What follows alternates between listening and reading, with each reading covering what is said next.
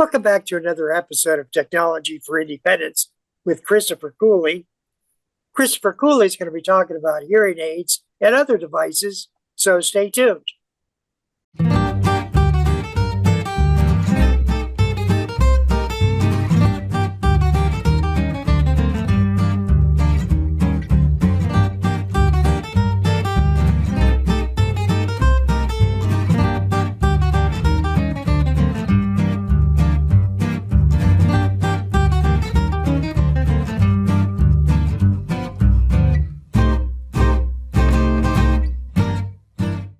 Welcome back to another episode of Technology for Independence with Christopher Cooley. Christopher Cooley is an Ohio Tech ambassador that works with individuals in better understanding how to use technology in today's world. And today, Chris is going to be talking about different hearing aid devices that really help individuals that have limited hearing or limited sight. Chris, it's always a pleasure talking with you. It's a pleasure to be here, Patrick. Glad to be able to get on here and bring some awareness about different devices that can help somebody out there in the world be able to be more independent and be more social in their community. Today, we're going to talk about the deaf and hard of hearing and deaf-blind communities. A lot of times you hear that somebody says that they're legally deaf, legally blind, like myself. I am legally deaf and legally blind. And when somebody hears me talking and listening to what they have to say, sometimes communication may not be perfect with me. And so a lot of times I use an interpreter, sign language interpreter in person. That way the interpreter is standing there beside me because of my low vision and my low hearing. I tend to not understand the video cameras that the hospitals and the doctor's offices have, and it's called Jennings video relay services, which is a good thing to have for a backup when you can't get a in-person interpreter available. My doctors always know that I prefer an in-person interpreter because it will help me understand better, because the video phone can be smaller. It can be, the interpreter could have light clothes on, like college clothes. The walls in the video may be light colored. And so that has a barrier on me because I have to struggle to see that interpreter on that video phone and be able to understand what the doctors and the nurses are saying to me. When I request an interpreter in person, that means I need an interpreter in person that can help me and be there for me when I need them to communicate. Not always that I need an interpreter in every situation, but most of the time I will ask for one. And that's what I want to encourage the group, organization, our government to say, hey, let's have an interpreter available. Let's make sure we have that interpreter available for the hearing impaired, the deaf, blind, the deaf and hard of hearing community to be able to communicate and know what we are talking about. Let's just say a group may be talking about a topic that someone that is deaf, blind, or deaf would like to know more about that topic, but there is no interpreter. A lot of folks don't think about the importance of closed caption and an interpreter. The interpreter is great to have in every group meeting, that if you invite the public to have an interpreter available to be able to talk about that topic and to help explain what the speaker is talking about. And the reason I say closed caption and an interpreter is important in every virtual meeting and every government meeting, because if you're welcoming the community, the public into your conversation, you may have a deaf blind person that wants to join. And that deaf blind person may have just enough vision to see the interpreter and not the closed caption. So sometimes the closed caption will work, and most of the time it doesn't. So it's helpful to have both. So I encourage everyone out there to have an interpreter available. At least have an option. If I want to come to your meeting and I want to come to your group outing, to allow me to tell you I need an interpreter because the closed caption may not work. And also wanted to talk about Sorensen video phone. Sorensen video phone is a video phone for the deaf and hard of hearing and the blind to be able to communicate and stay in touch with their families and friends and be able to call and make a doctor's appointment. And that video phone will allow that individual to be independent and be able to do those independently and be able to live their life independently at home and be able to say, hey, I can call and order a pizza with my video phone. What happens is that individual will turn on their video phone and dial that number. And when they dial that number, the interpreter will pop up and say, hey, I'm the interpreter for today. Are you ready to make your phone call? That individual was saying, yes, I'm ready to make my phone call. So that interpreter will call for that individual. And when the other third party picks up, they can make their orders, they can schedule their appointments, they can do whatever they need to do with a video phone for the deaf. And the Sorensen video phone for the deaf and the deaf, blind, and hard of hearing community are free under the government. It is a free program and it allows the individual to be able to, stay independent at their home. Also, Sorensen has a closed caption telephone for folks that may not know sign language. They may not know how to use a video phone. So this closed caption phone is a great option because it allows the older folks to be able to communicate with their families and friends, make their appointments, order food, and be able to do things on their own. You see a lot of older folks having trouble hearing and being able to focus on what you are trying to say to them. And they miss some of the conversation.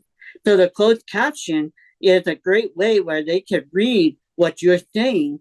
And also after the conversation, if it's an important conversation that they think they might not remember, they can save that conversation on their closed caption phone and be able to communicate that way and be able to independent and not have to move out and be in a home somewhere. They can have that communication right there with the closed caption. And the closed caption phones are free for individuals that are hearing impaired and elderly and the deaf and the deaf blind. You may ask me, what do you mean deaf blind? How can they communicate with their computer, their phone? You may ask me, how does this kind of stuff help the deaf blind folks that are out there in our communities? The deaf blind folks have a braille where they could connect to their phone, they could connect to their iPad, and be able to use that braille and feel what's going on. They can read their email through the braille. They can make phone calls.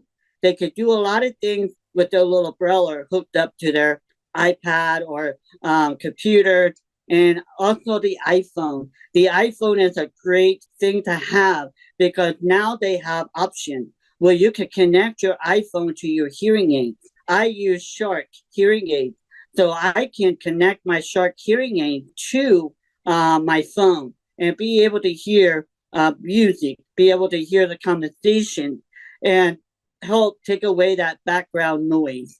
The Bluetooth is an awesome thing on an iPhone. And also, I want to say that the iPhone also has an option where you could do TTY phone. Back in the day, that's all we ever had was a TTY phone where we had to type everything we wanted to say out.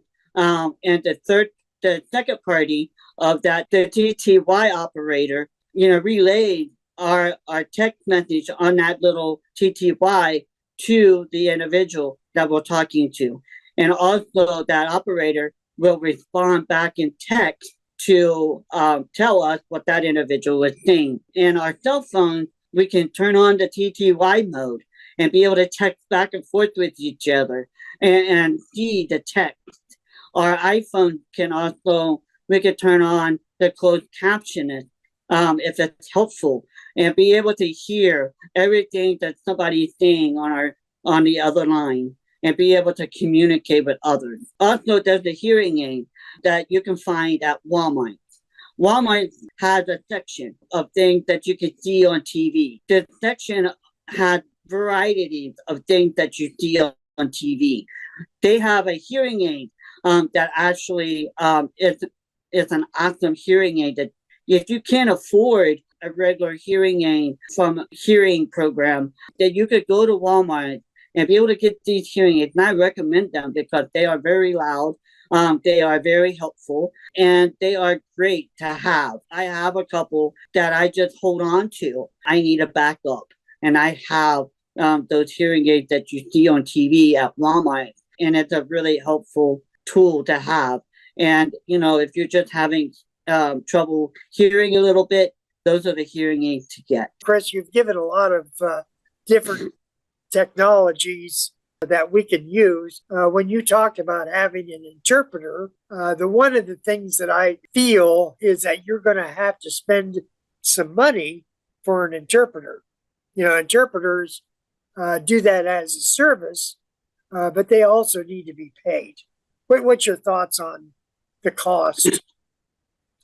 I hear a lot of folks talk about, our groups and our party or the government said, having the interpreters there in person costs a lot of money, and we need to watch our budget. In the meantime, my thoughts are they may cost a little bit and to have them in person, but you use closed caption, but closed caption may not work for everybody. So that in-person interpreter needs to be there. The interpreting services will work with you on a budget and be able to help you be able to afford the government. You don't see a lot of interpreters with the president. You don't see, other than an emergency, you see interpreters. So the deaf community and the deaf-blind community is being left out of all the conversations and being left out the governments and the groups and different activities that are going on. It's important to know that if you have a budget and you can't afford to have the interpreter there all the time, make someone available to where that, hey, I could contact Sally and tell Sally I'm coming to this group outing. I'm coming to this event, virtual event, or I'm going to go and see the president talk. So I'm going to contact Sally and tell Sally, hey, I'm hearing impaired and I'm deaf or deaf-blind, and I need an interpreter. Sally will know, hey, we need to make enough budget to be able to get an interpreter for that day and time. You see, the deaf community and your deaf-blind community will always have an interpreter hearing folks. They'll always have that interpreter. If it's a volunteer interpreter, a student going through classes, learning interpretation to become an interpreter. Some of them may be tired interpreters.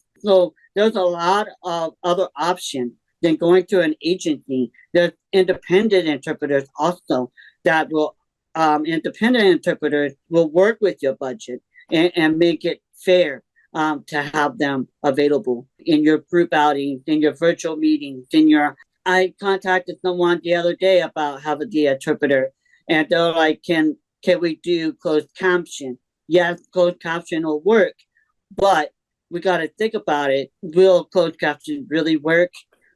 Because it's so small and it goes by really fast. What if that deaf or a deaf-blind person isn't able to read as fast as that closed caption is going and miss some of the communication?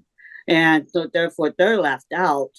So it's important to research and find independent interpreters that are out there, licensed independent interpreters. If it's going to be a government or a hospital or a doctor's office, they must be certified interpreters. You had mentioned that you are legally deaf, but you can hear.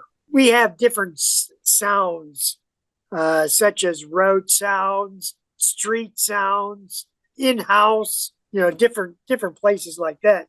Are there specific sounds that really interfere with your limited hearing ability? When a semi truck or a fire truck going down the road with the loud sirens and a loud horn, and you have the train going down the track with blowing their loud horns, it's hard for me to identify which one is emergency, which one is not an emergency. And it's hard for me to understand all these noises coming together, allowing me to, because if the fire truck is behind me, I may think it's in front of me. So those loud noises like that is what bothers my hearing. And it's hard for me to identify where they are. So I have to just stop and look around and figure out where that loud noise is coming from. Even though I have my dog with me, that kind of helps me with that. She picks up on it and sometimes will guide me away from the road if there's a fire truck coming. Guide me away from the road. If those are the kind of noises that bothers me. And a lot of times when I'm in church, I'll use an interpreter because a lot of voices are different. Everybody has different voices, sounds, pitches. And a lot of those voices that, somebody may get up and sing, and it may be a squeal to me. It may be beautiful voice to someone else, but to me, it sounds like it's a big old squeal, nothing but squealing.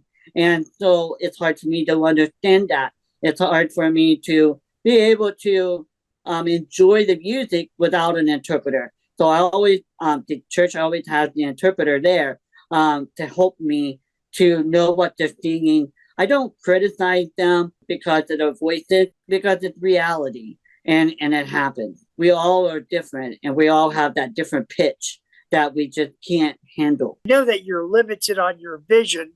When you travel, let's say that you go to Columbus or another city where you either take the bus, an airplane, things of that nature, do you find that the transportation services are accommodating to meet your limits? I find that some drivers, when I go to a bigger city, I have to pay attention to landmarks. And these landmarks help me know where I am. There's a speedway on the corner of Hutchinson and Jackson Street. I know if I get to that speedway, that's the street that I want. There is a lot of available transportation, but it's the drivers that don't want to, just because we are hearing impaired or deaf and deafblind, hard of hearing. Sometimes we don't speak very well.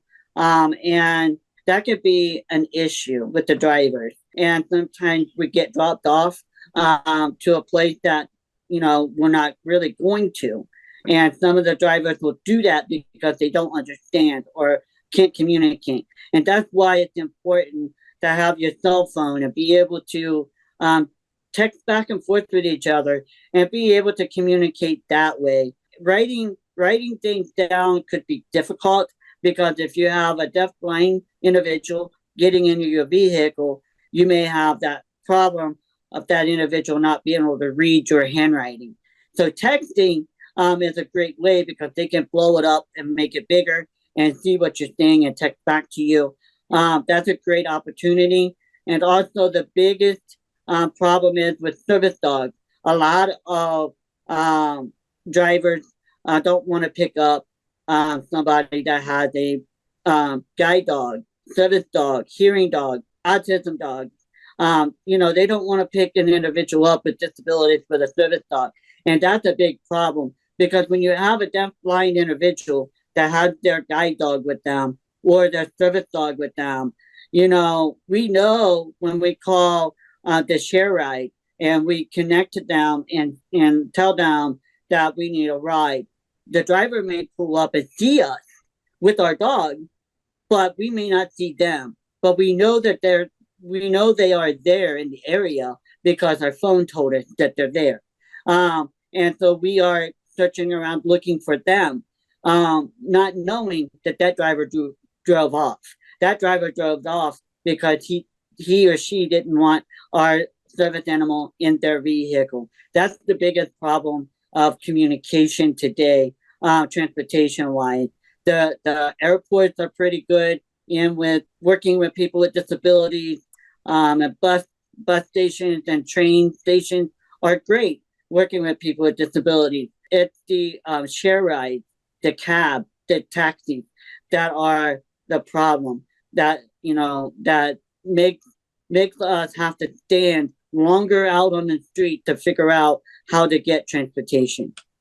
Now, you have a device on your phone that you can call someone and they can get on the phone and help you. Do you use that with your transportation or at any time? You could call on FaceTime and have somebody help you with that communication, help you with looking around for the vehicle that you need to find.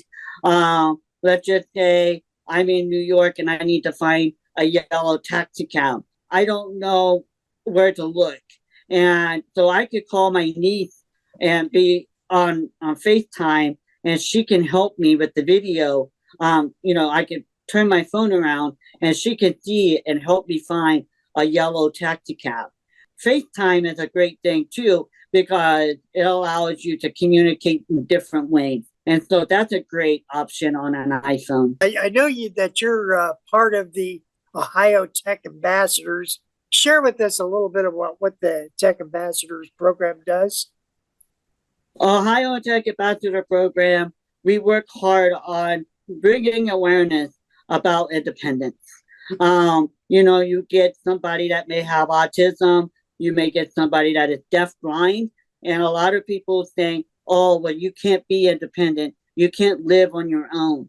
Yes, we can. So we, as a tech ambassador, we go out into our community and show different devices, different technology, and different assistive technology, like a fork or a spoon, or maybe our service dog. We show that and we talk about that item and how it helps us live independently, and remote support teams. We use those items in our community to train other individuals. Hey, this is how you can do it. This is where you can go to get this kind of device and to help you and be able to live independently and be independently. And to be able, I hear a lot of folks saying, well, how can a deaf or deaf-blind person know when a fire alarm is going off in their house if they're deaf or blind? I talk a lot about a fire detection that has a flashing light. So if you're only deaf and hard of hearing, that flashing light will go off and you can see that it's the smoke detector.